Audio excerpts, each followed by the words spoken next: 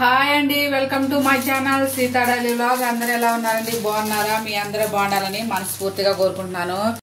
Pizza తినాలనిపించిందండి. ఆ budget కావాలి కదా పిజ్జా తినాలంటే, అందుకనే ఈ బన్ ఉందండి నా దగ్గర. ఆలు టిక్కి బన్ చేస్తున్నా అనమాట.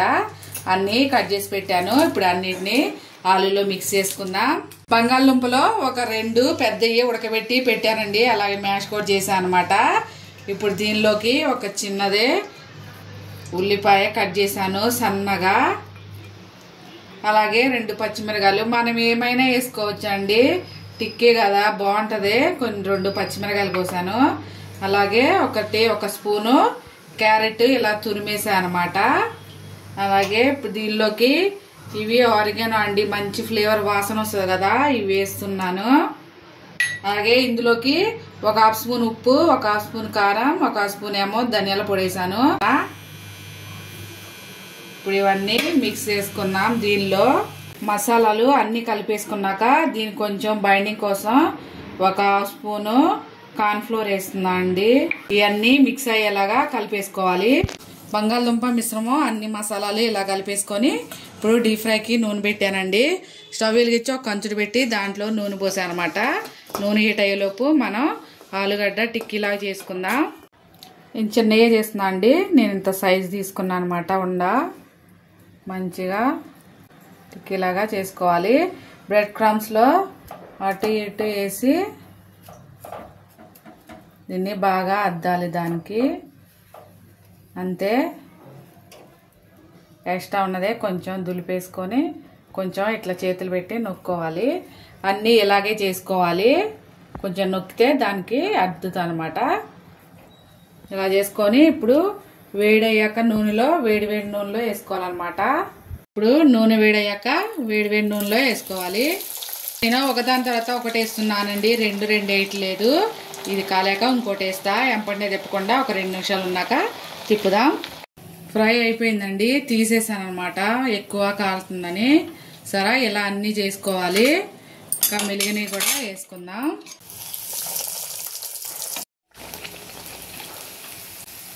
అంతే, ఇది కూడా ఫ్రై అయిపోయింది. తీసేస్తున్నా నూనెలోంచి. ఈసారి 2 వేసా. ఫ్రై అయిపోయినాయి, తీసేస్తున్నా. ఇప్పుడు బ్రెడ్ ఫ్రై చేసుకుందాం. బన్నుల్ని ఇలా కట్ చేసుకోవాలని చూసారా, ఇలా కట్ చేసుకోవాలి. ఇప్పుడు వీటిని ఫ్రై చేసుకోవడానికి ఫ్రై ప్యాన్ పెట్టానండి. నేను చపాతీ చేసి కాల్చేది ఇది. దీని మీద ఒక హాఫ్ స్పూను బటర్ వేస్తున్నా. బటర్ వేసి ఇవి ఇలా పెట్టేసుకోవటమే.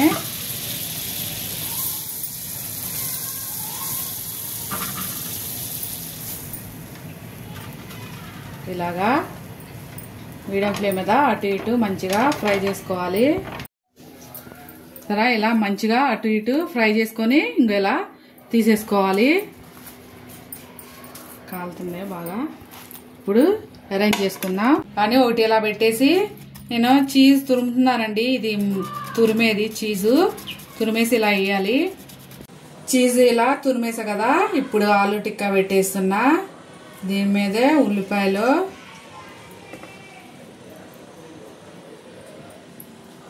అలాగే 2 టమాటా స్లైస్లు.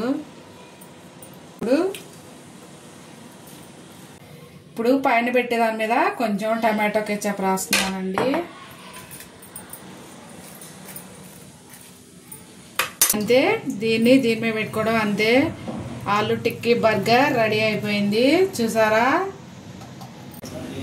నా దగ్గర కొంచెం మైనస్ ఉందండి, దాన్ని కూడా వేస్తున్నా అనమాట. వేసేసి ఆలు టిక్కా పెట్టేసి ఇంకా ఉల్లిపాయ ముక్కలు, సన్నగా కట్ చేసిన టమాటా ముక్కలు, పైన దానికి కూడా కొంచెం మైనస్ రాసుకొని తింటాం. అంతే, మైనస్తో కూడా ఇలా తినొచ్చు. చూసారా, చాలా బాగుంది కదా ఆలు టిక్కాతో. ఇవాళకి నా వీడియో ఎంతేనండి. నా వీడియో నచ్చితే ప్లీజ్ ఒక లైక్ చేయండి. అలాగే నా ఛానల్ సబ్స్క్రైబ్ చేసుకోండి. ఇంట్లో ఉన్న వాటితోనే ఇలా ఈజీగా బర్గర్ తయారు చేసుకోండి. ఉంటా ఫ్రెండ్స్, బాయ్.